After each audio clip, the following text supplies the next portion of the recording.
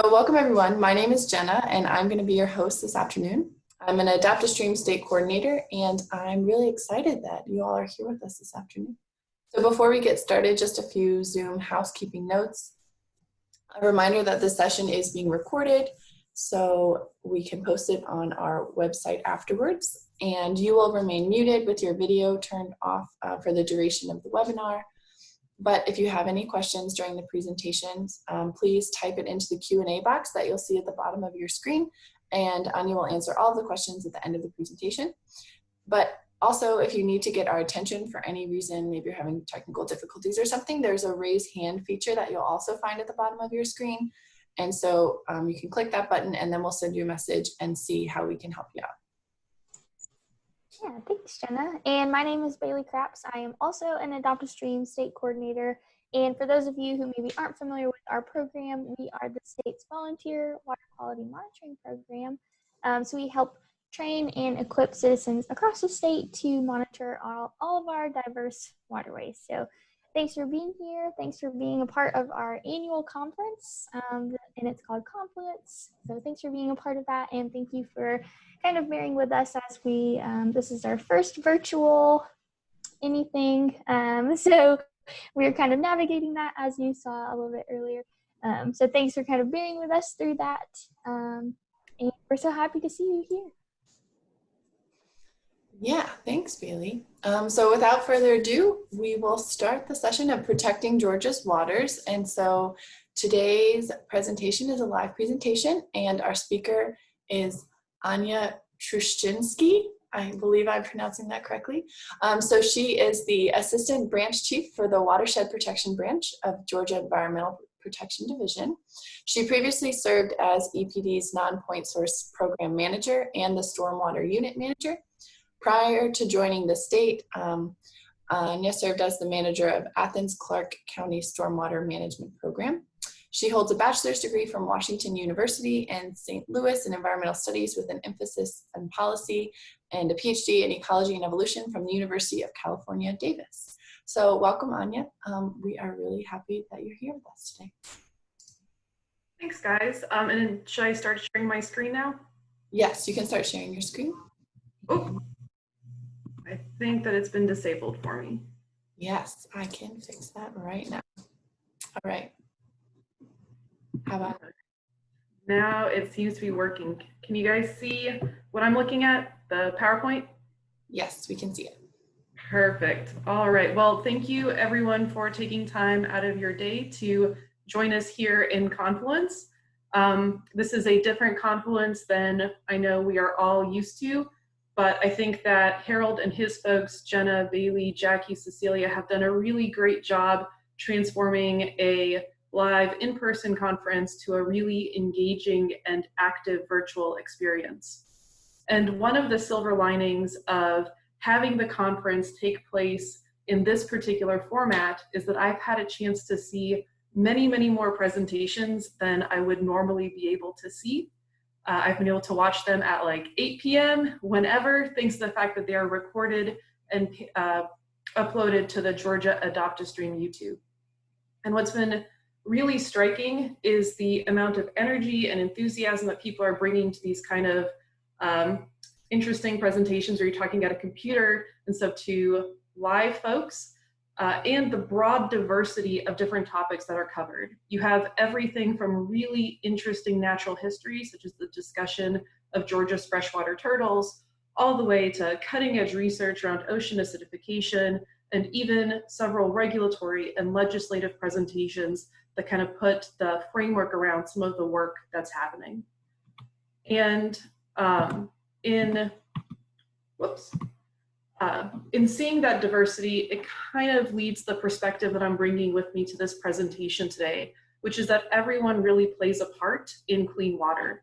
When you look at the structure of the Clean Water Act, it pretty explicitly contemplates roles for federal, state, and local government, as well as a variety of stakeholders such as industry, non-governmental organizations, watershed groups, and citizens when it comes to protecting, restoring, and maintaining water quality. So we have the rules and regulations that we're all familiar with, federal and state rules and regulations like the Clean Water Act and the Water Quality Control Act, as well as local ordinances that encourage water quality protection through things like expanded stream buffers or stormwater management ordinances. Those kind of set the rules. But there are a lot of really exciting non-regulatory programs that are utilized as well. Things like funding opportunities through grants and loans, which can motivate infrastructure investments or new cutting-edge green infrastructure implementation. You also have things like applied research, modeling, and monitoring happening on many scales. Citizen scientists, universities, government agencies are all building that knowledge base to help us make good regulatory decisions and good decisions about our water quality. And finally, we have some really direct opportunities for engagement through education, outreach, and participation in public processes. So many rulemaking actions and permitting actions have within them an opportunity for public comment and public hearings. So even when you're looking at the full spectrum, regulatory, non-regulatory, there are many opportunities for a variety of stakeholders to play a role. So in this presentation, I want to give an update on just some of the many efforts that are happening in Georgia to protect our waters and to encourage your continued participation. I recognize that last bit is a little bit of preaching to the choir, but we do have some new ways to get people involved, and I just want to make sure that folks are aware. So to provide kind of the big framework that I use to think about the ways that we can protect Georgia's waters, I want to outline some of the key components of the Clean Water Act. And I'm not going to get into too much detail.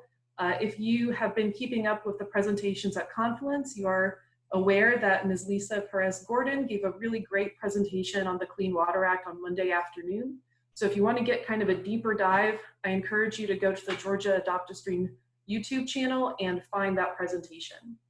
But for the purposes of this one, I want to highlight a couple of key sections of the Act that help us meet that main objective, which is to restore and maintain the chemical, physical, and biological integrity of our nation's waters. The first two sections I want to highlight kind of help us set a baseline. They're what I think of as kind of a foundation for taking future action. This is the water quality status assessment and planning components. And the key ones I want to highlight are section 303 and 305.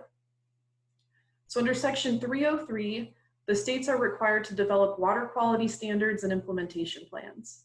Basically, we take a look at our waters and we determine how much of a particular pollutant or constituent can we see in that water body before it can no longer support a specific use, whether it's fishing or recreation or drinking water. What is that pollutant load before we start getting to that impairment? And we are also required as a state to go out and assess and look for these impaired waters. So which waters aren't meeting water quality standards, which waters are no longer supporting those designated uses.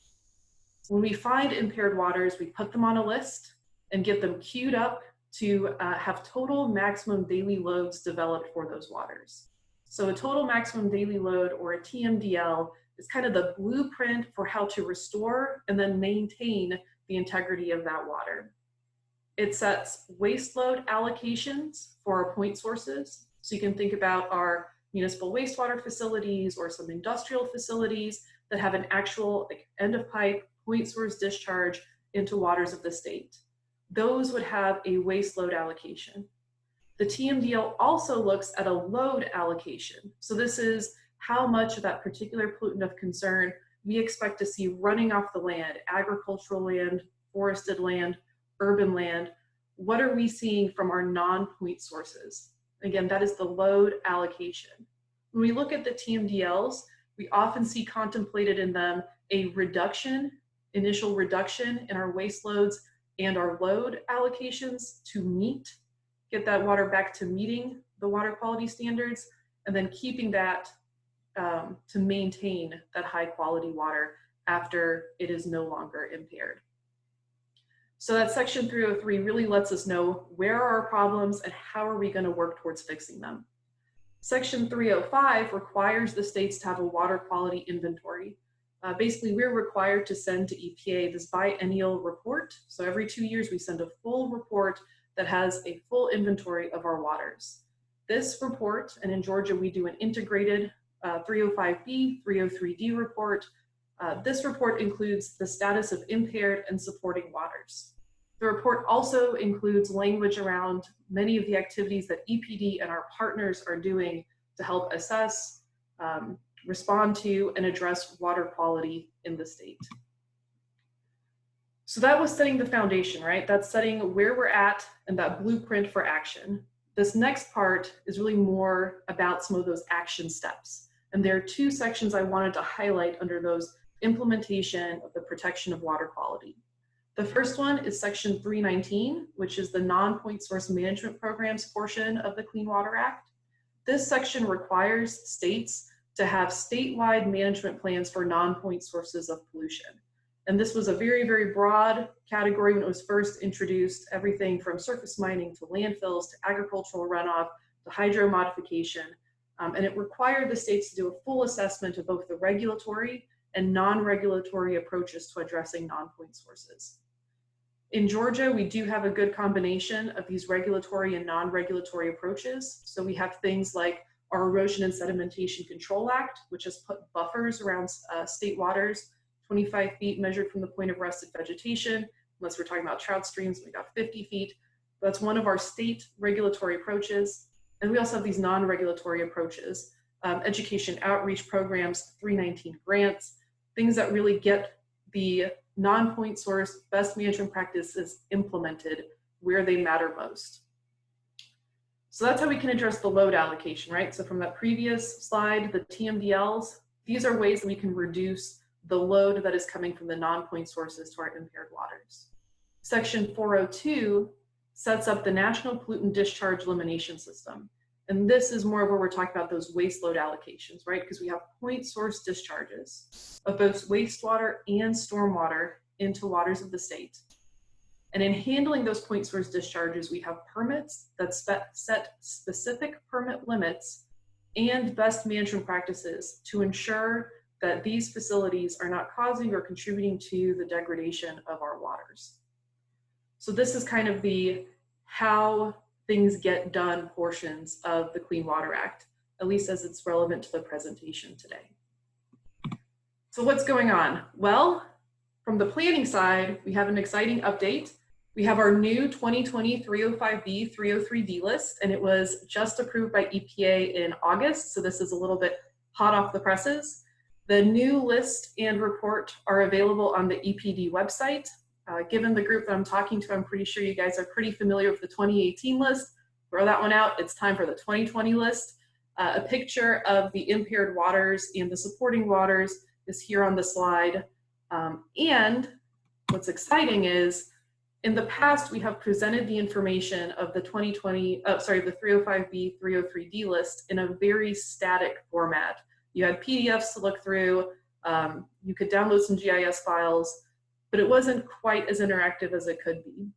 In fact, if you tried to read the integrated report, it would be pages and pages of stuff that sounded like it was written by a bureaucrat. And the reason for that is because it was written by bureaucrats, but it doesn't make for exciting reading. What does make for more exciting reading is a story map. So first, to fit the format of the story map, the text has been condensed, reduced, and really distilled down to some of the more interesting and relevant components. And the second part is that we have been able to include charts, figures, and interactive maps. So as you're reading through the integrated report, if there's something of interest, if you want to know, for example, where our monitoring stations are located or what some of our monitoring results are, you can actually interact directly with those maps. So you see the screenshot here. If you were to click the little plus and minus sign, you can zoom in and zoom out. And if you were to click on those dots, you would be able to get more information about, in this case, the monitoring stations that we used to get the information for the 2020 list. So it's really exciting because we're working to try to get that transparency to the public and also that more active engagement with the information. And it's particularly important for the 2020 list and really any 305B, 303D list because it comes from the work of so many different partners. Every year we publish, or every 2 years when this list goes live, we publish the data sources. So where do we get the information that we use for making these listing or delisting determinations? And I could only get a snapshot of this legible and on the PowerPoint, but we've got almost 100 different partners. And if you read through the list, you can see that there are a broad variety of different stakeholders represented. State, federal, local governments are here. You have colleges and universities. You have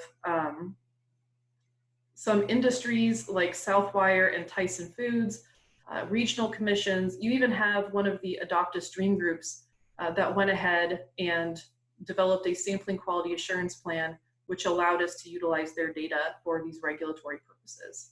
So it's really exciting to see the number of partners and to try to provide more opportunities for that kind of interactive engagement, because without all of these different data sources, we wouldn't be able to have quite the coverage over all the waters of Georgia as we can with all of these partners. So that's a pretty exciting update in terms of our 305B, 303D list. On a significantly nerdier front, we also have this really exciting new model being developed. So if you like math and spatial resolution, this is for you. We've got a basin environmental assessment model under development. It is currently in a pilot stage, but basically one of the things that we want to understand is how waters move through Georgia. What are our stream flows? What are our reservoirs doing? What can we learn from these USGS gauges that we have out? What does the water quantity situation look like? And the beam model really allows us to answer some more specific, more spatially defined questions than we were with some of our bigger picture models. So what's neat about this one is that it looks at the entire basin, but it gives us this facility-specific spatial resolution. So you can really understand the effect on water quantity of changes to existing operations at a specific facility, or the effect on water quantity by adding a new facility. And this is particularly important because many of our facilities have some sort of nexus, some sort of interaction with the amount of water that is in our streams.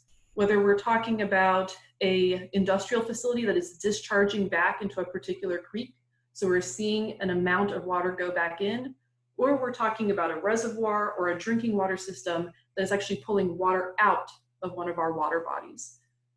Getting to that facility level detail gives us a lot of nuance that we haven't had before. And because of the power in this model, we can use it across multiple programs, including our regional water planning efforts and permitting. There's hope that the beam model would allow us to do some really good work on forecasting of industrial facility uses of our waters, because it does have that facility-specific spatial resolution. And we can also use it for some permitting decisions, both on the water withdrawal side, as well as on the NIPD side. So when I was talking about those waste load allocations, we do have dischargers where the waste load allocation that is assigned to that facility does have a connection to a regulatory in-stream flow, so a regulatory in-stream water quantity amount. So in those instances, having this really fine detailed resolution is going to be very helpful. Now I recognize that these are abstract concepts, so I'm going to try to show a couple pictures to help illustrate. So this is the basin that we are starting with the pilot project. This is the Oconee, Okmulgee, Altamaha Basin. And you can see that we are talking about a big, big spatial scale, right? This is a gigantic part of Georgia. And this is what we're used to thinking about when we're thinking about these kinds of basin models. What's exciting is you can zoom in, you can enhance, and you've got all of these specific facilities and specific points where you can get this good resolution in your information. So you can see the brown circles, those are the outfalls, the returns, those are things like the industrial NIPDs, dischargers, or wastewater treatment plants that are discharging. You can also though see withdrawals, so the blue squares, those are withdrawal permits, where the water is leaving the system. So this is an exciting new tool that we are getting close to the end of developing, and we hope that we'll be able to start utilizing pretty soon. So the first two things I had to talk about were actually for me, very exciting, right? We've got new models, we've got new data, we've got new assessments. It's fabulous. This next part is very interesting. However, it is a little bit less of that happy story. So I'm sure that folks are aware of the concerns around emerging contaminants. And one particular group of emerging contaminants that has been getting increasing amounts of attention recently are per and polyfluoroalkyl substances, or PFASs. And I'm going to keep calling them PFASs because the other name is way too long.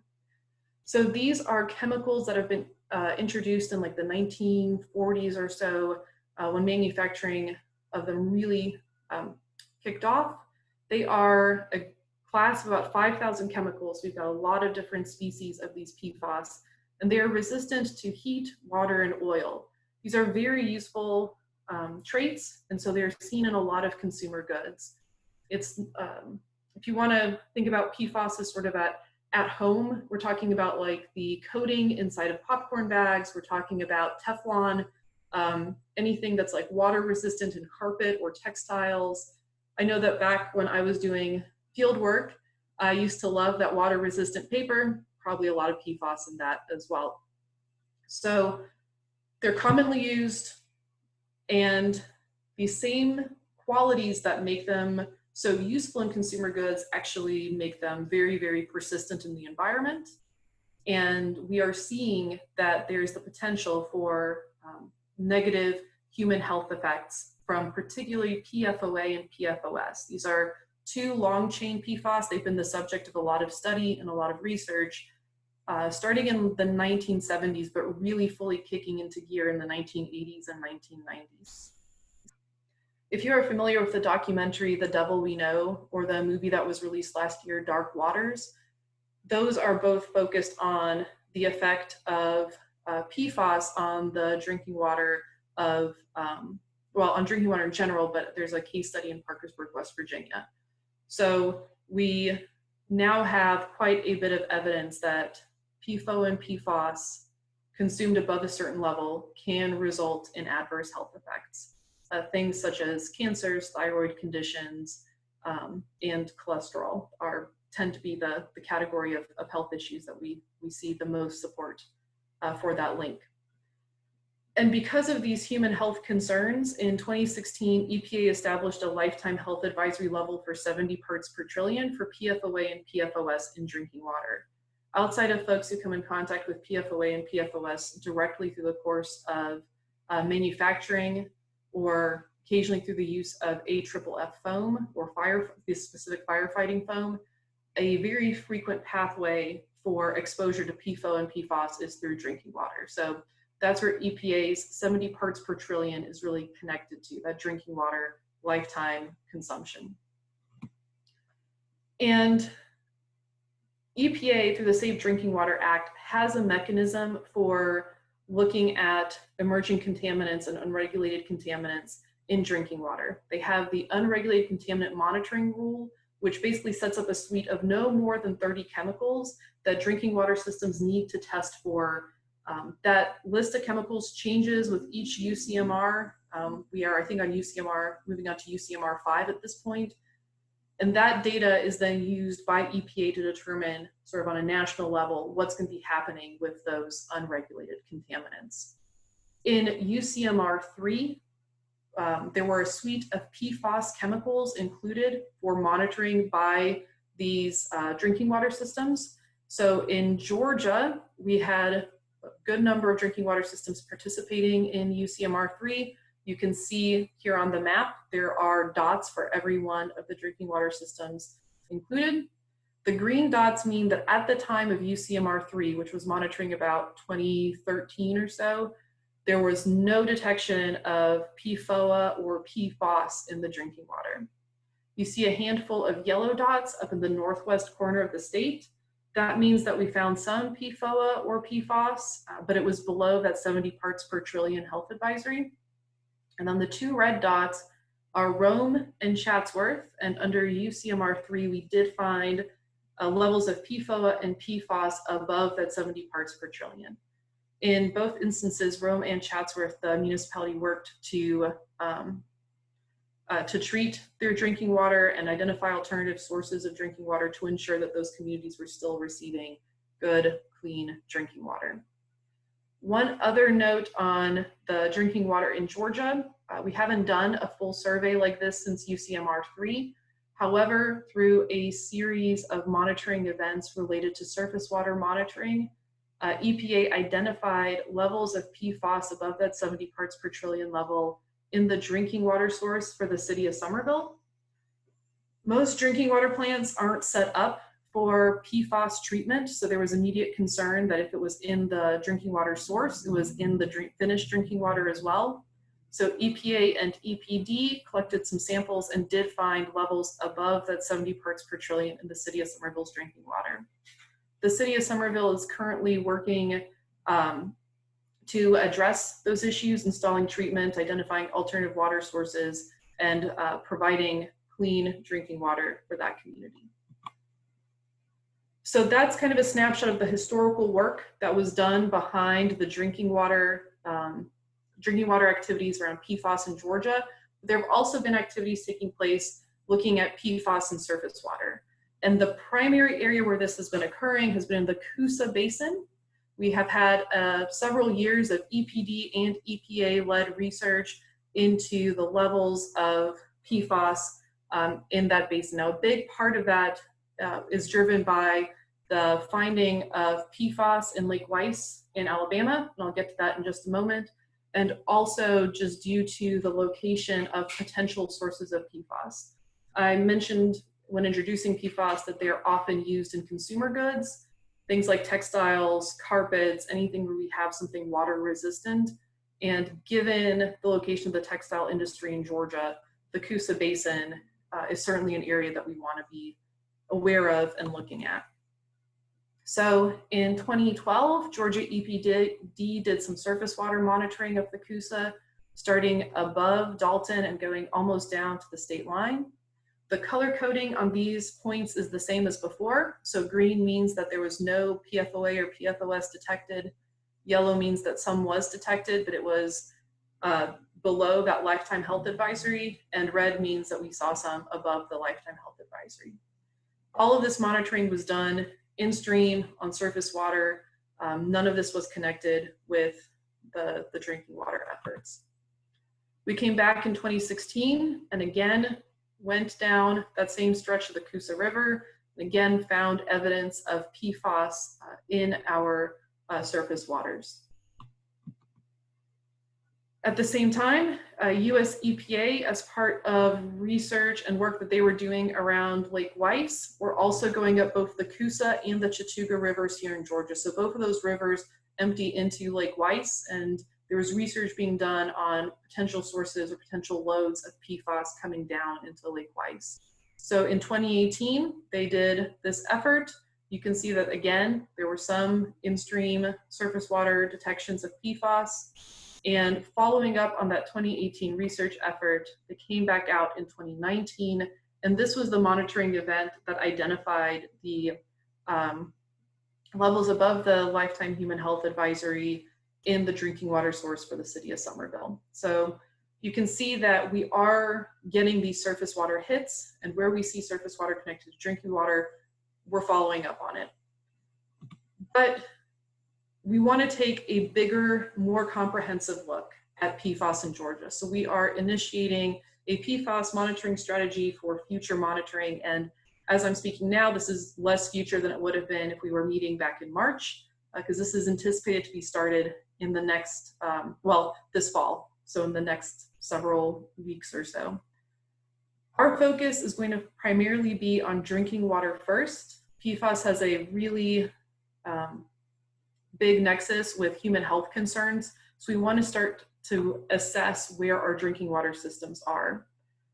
We are going to go back to the systems that were included in the UCMR3, but we're going to expand the scope. So all surface water systems in the Coosa and Tennessee basins will have the finished drinking water sampled for PFOA and PFOS, as well as all groundwater systems that serve populations above 500. On this map, you can see in blue dots the systems that qualify, so that's all surface water systems and all groundwater systems above 500. The purple dots are the groundwater systems that serve populations of less than 500. If we find PFAS anywhere near these systems that serve populations of less than 500, they will also receive monitoring for that drinking water. So as we work through this northwestern corner of Georgia, we will be doing investigations as necessary. We will be looking at trying to identify the sources, and address those sources and ensuring that the drinking water is clean for these communities. Once we get done with North Georgia, we are looking at going into other river basins. So we want this to be a statewide effort, but given the history of PFAS in Georgia, what we've seen from the UCMR, what we've seen from EPD and EPA monitoring, we really wanted to start our focus here in North Georgia. We are going to be publishing a story map on our website with all of the pictures that I've shown in the last couple of slides. Again, it's going to be interactive. You can zoom in, you'll have to click the dot and get the information about the amount of PFOA and PFOS. So that link will be going live as we are implementing this PFAS strategy. And while it's not going to be quite updated in real time, this picture you see here, this map on the story map page will be updated in almost real time. As we are getting the data from the lab, we will be posting it publicly, so those blue dots will be turning green, well, hopefully just green, but green, yellow, or red, as the case may be. And to wrap up the water quality status assessment and planning section, I just wanted to bring folks' attention to harmful algal blooms. This isn't an emerging contaminant or anything particularly novel, but this is the right time of year to be thinking about HABs. So excess nutrients can lead to these algal blooms, particularly in the late summer and early fall. So this is that time of year where we're going to see them. And while not all algal blooms will produce cyanotoxins, those that do can be really harmful to human and animal health. I don't know how many of y'all remember the story from a year or two ago of the couple that took their dog out to enjoy a nice day on Lake Allatoona, and the dog got into an area with a HAB and unfortunately passed away. So we want folks to be aware of these, and since many of you are out there on our waters, I just want to pass along the message that when in doubt, stay out and notify the lake manager if you see a HAB or a potential HAB. And one other thing to note on HABs, I didn't get into a lot of the details and specifics, but I don't have to, because if you watch the coastal issues presentation from yesterday, the presenters give a really great job of outlining phytoplankton identification, harmful algal blooms, and all of the interesting science behind that. So moving into a little bit of the implementation, I wanted to give an update on the non-point source management plan. This was the big topic of conversation I presented last year because we were right in the thick of the update. We were in the process of going through a series of 5 stakeholder meetings, which were a huge success. The plan was really kind of torn apart and built back up thanks to feedback from our partners and our stakeholders. We took stakeholder input to help us identify statewide priorities for non-point source management and to include additional best management practices in our plan. So a big thank you to everyone who came out to those stakeholder meetings and gave their input. This new plan was approved by EPA in September 2019. So if folks are thinking about applying for 319 funding in the future, please use the 2019 version of the plan and not the 2014 version of the plan. One other thing to note is that the Georgia Adopt a Stream program was moved from education outreach to the water quality monitoring data section. The reason for this move is because a good number of Adopt a Stream groups do have SWAPs. A good number of Adopt a Stream groups are monitoring the locations of installed best management practices. They are connected to our 319 grants. They're giving us really, really good screening data to help us make decisions about where to go monitor in the future. Adopt a Stream is really helping drive some of our water quality monitoring efforts. And that kind of takes it above and beyond education and outreach and getting people into their watershed and really into helping make some substantive decisions about water quality in Georgia. So we wanted to align that as a citizen science component of the data that we're using to make our water quality decisions and assessments. One other update to kind of bring folks in and perhaps encourage some additional participation is the NPDES update rule. And the majority of this rule is incredibly dry and gives a lot of paperworky type updates to our NPDES permits, permit applications. But one of the exciting parts of the update of the rule is that we are finally getting dragged into the 21st century. It allows for the electronic distribution and posting of public notices for NPDES permits. So instead of having to receive a letter with all of our public notices or post in a newspaper all the public notices, we are putting this stuff online, and we have developed listservs to help share that information. And since more and more people are getting their information online through email distributions, this seems like a good way to really encourage engagement. In the NIPD's update rule, there was specific language about how the move to electronic sharing of notices can really lead to reaching communities that maybe weren't able to get access or as easy access to this information before. So we are excited for a more, an even more involved and engaged public process. And we took the NIPD's update rule as an opportunity to update the public notification of a couple other components, so not just our NIPD's permits. We do have now 3 new public listservs. One of them, permit notices. This is NIPD's water withdrawal land application system. You can get your permit notices all in one place. We also have notices for state water buffer variance requests. So if you are interested in applications to do work in the state water buffer, you can sign up for that listserv as well. And then finally, we have a listserv for our water quality standards, TMDLs, and grants. So if you're interested in hearing about 319 grant or SEED grant opportunities, if you want to know about a proposed TMDL and the public comment around that, if you're interested in participation in a triennial review or other water quality standards activities, sign up for that listserv. If you go to our website, you go to the Watershed announcement, there'll be this button, which I have here on the slide. You can click that and sign up. I encourage folks to do so. I've signed up for all of the listservs. I definitely get more emails now, but it's exciting to see all of the activity.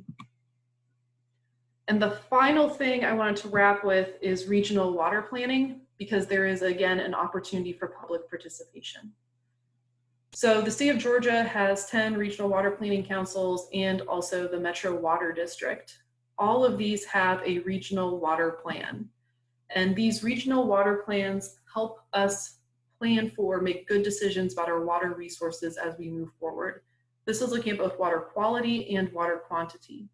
We update the plans every 5 years, and we try to keep them all on that same schedule. So we've got this big sort of statewide update, but really allowing us to get those regional perspectives and regional needs. What's going to be happening in the Coosa Basin is certainly going to look different than what's happening in the Savannah Basin. And we want to make sure that regional perspective is acknowledged. The regional water plans are used by EPD to guide water permitting decisions and by GFA to guide decisions regarding state grants and loans for water-related projects. And the Metro Water District's plan is directly implemented through permits and also through the annual reviews that EPD conducts. So I bring this up because the plans were last updated in 2017, and that means that we're getting really close to another update. The councils and the district are going to be focusing on plan updates in 2020, which is now, all the way through 2022. And the councils are really looking at outreach efforts and improving this plan implementation. So this is a good opportunity to attend the virtual council meetings, provide some input, get involved, and really get to know what's happening in your regional water planning, council. So if this sounds interesting to you, sign up for updates at waterplanning.georgia.gov. We certainly encourage robust public participation as we go through this process. And with that, I wanted to provide these links. I'm sure that we can share these links with anyone who's interested, but this kind of gives a little bit more information about the broad suite of topics that I covered in this presentation. And with that, Bailey or Jenna, if folks have questions, I'll be happy to take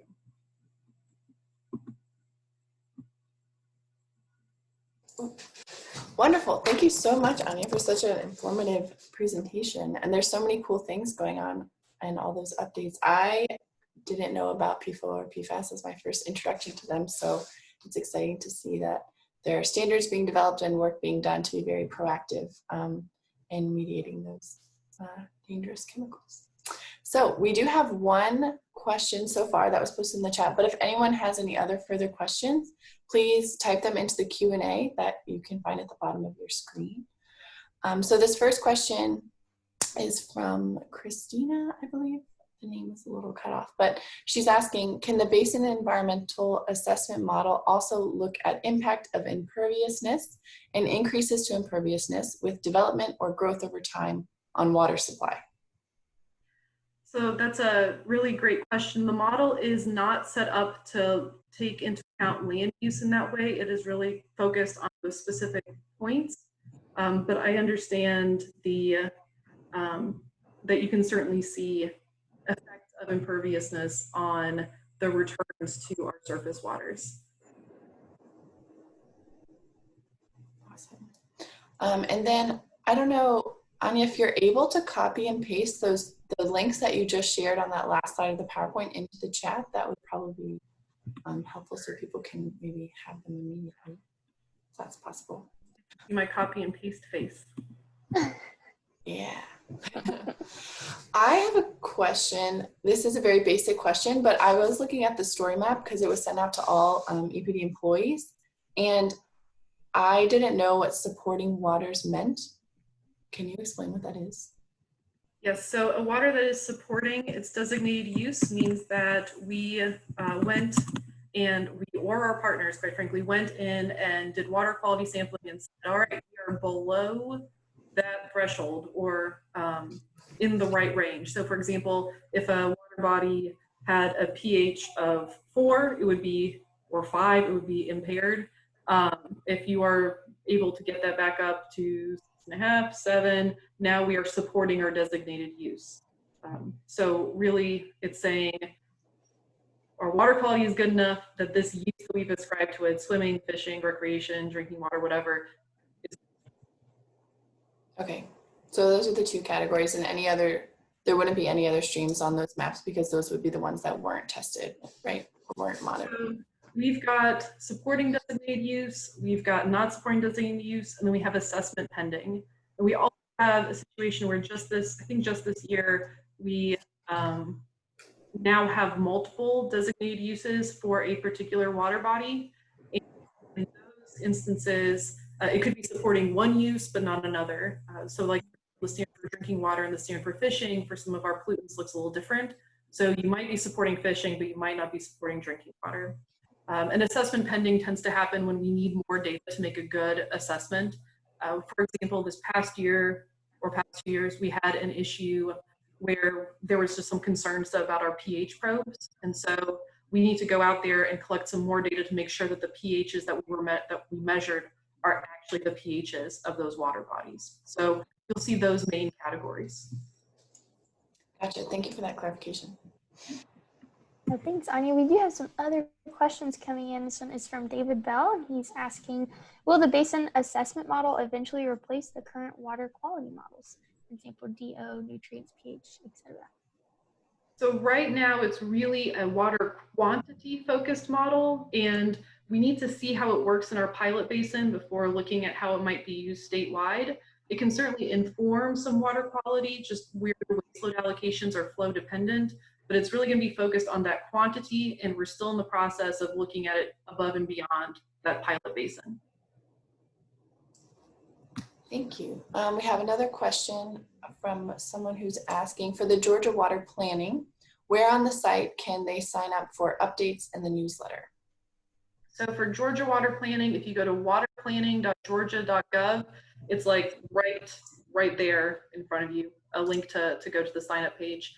I was going to try to get a screenshot of that, but it actually takes you to the sign up for basically all of our listservs, and it is a super long list and really messy, but it is very clearly marked on that page. Thanks. We have another question from Betty Jean. She's asking, does the story map replace the Google Earth KNZ files that have been available for previous versions of 303 and the 305 list? It does not replace them. So that's a great question. We still want to have those GIS and Google Earth files available because we know that that gives people even more opportunity to interact with the data. But for folks who are not doing GIS analysis, you want to be able to go into the data with a little bit more interaction. That's what the story map is intended to do.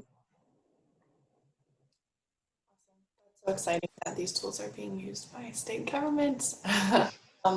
We have another question from Scott who's asking, what is the expected status of 319 grant funding over the next few years? More expected or less funding? So if we're looking at history as any sort of gauge, we have been getting a pretty consistent amount of 319 funding. So we'll obviously communicate with all of our partners as we get any information specific to this year, but historically we've been pretty consistent in the amount of funding. Awesome. Are there any other questions? Please feel free to throw them in the Q&A right now if they come into your mind in a few minutes or so. Bailey, did you have any questions? Not that I can think of. I did want to say thanks for kind of putting the context of Adopt a Stream in there, because sometimes I feel like I get a little overwhelmed when I'm listening to some of these presentations. I'm like, oh, this is way out of my field, you know, but kind of putting that in context, I'm like, oh, this is where kind of we fit in and I fit in into all of this. And I feel like that really helped my perspective a lot. So thank you so much, Ania. I really enjoyed the presentation. Yeah, I agree. It was neat to hear that Adopt a Stream moved from the education to the water quality monitoring data portion.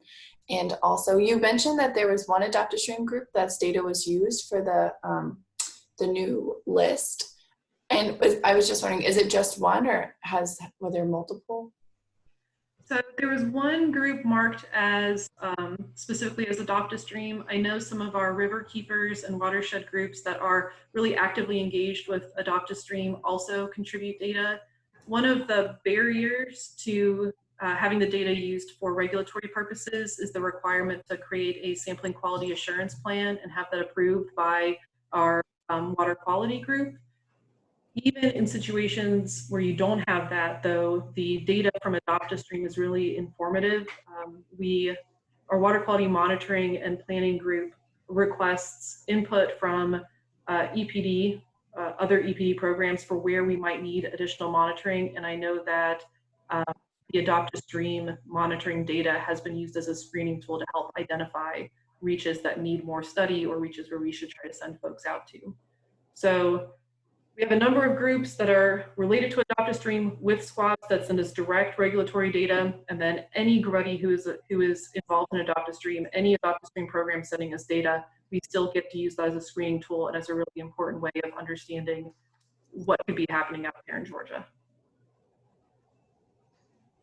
Oh, thanks. Yeah, we actually, Jenna and I were kind of discussing that the other day, kind of talking about what's the difference in having that SQUAP versus that Adopt a Stream data. So that was a question that I feel like you answered preemptively in the in the presentation, but that's also really helpful to know and explaining to people.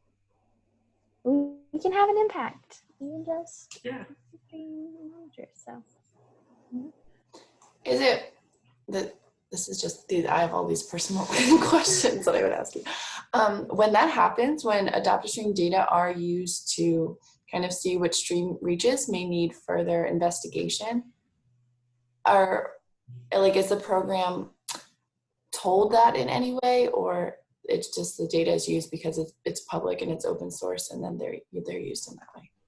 There's oftentimes there's specific communication to kind of identify where we might want to prioritize. The issue is always the limited resources that all governments kind of have to deal with, which is why things like citizen science is so helpful, because folks are identifying these reaches that are really important to them, and they're going out there and they're making the effort to collect the data. And we don't have hundreds and hundreds of volunteers working for Georgia EPD. We do have hundreds and hundreds of Adopt a Stream volunteers. So by going out there and looking at those streams, they're taking the impact well beyond what we'd be able to do just with our resources, just as a regulatory agency. So between the Adopt a Stream folks at EPD, the water quality monitoring folks, there is that communication. Thank you so much. Well, I don't see any other questions coming in. Is that right, Bailey? Have you seen any? Did I miss any? I haven't seen any. But we do have some more time, so if anyone thinks of any other ones. feel Yes. free to throw them in that Q&A or the chat. We'll be checking both. For sure. In the meantime, we just have a few closing remarks and reminders. And again, if you have a question, just put it in there and then we can address it afterwards. The first one is, if you haven't already, to please join our Confluence 2020 Facebook group, which I feel like we're coming on week 3. Confluence is flying by, so many of you may already be members. But if you're not, it's a great way to keep up to date on what events are going on every day, because there's an event every day.